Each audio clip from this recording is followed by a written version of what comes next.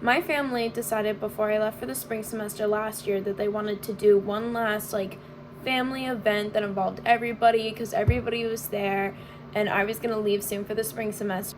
And what they ended up deciding to do was to take us all to a roller rink. And I'm sitting there in the car as we're driving there and I'm like, what could go wrong?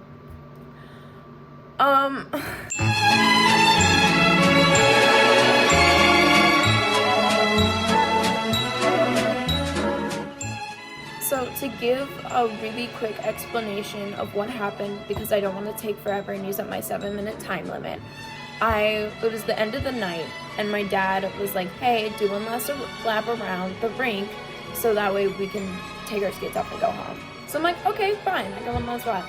I go around and I go to get off the rink, and you know that one little section that's doesn't have enough wall or doesn't have any wall.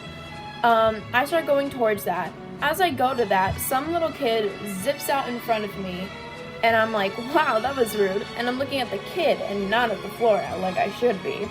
Turns out there was a lot less roller rink to carpet ratio than I thought there was going to be.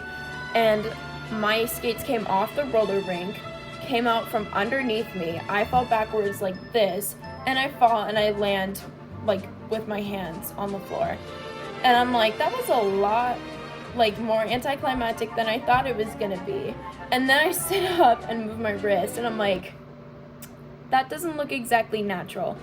But nonetheless, I ended up going to the hospital, obviously, as you do when you break your wrist.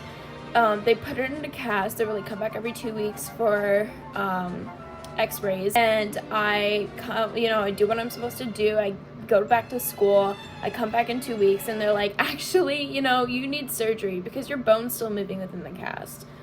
So I got scheduled for surgery, and I have a huge scar now along my wrist.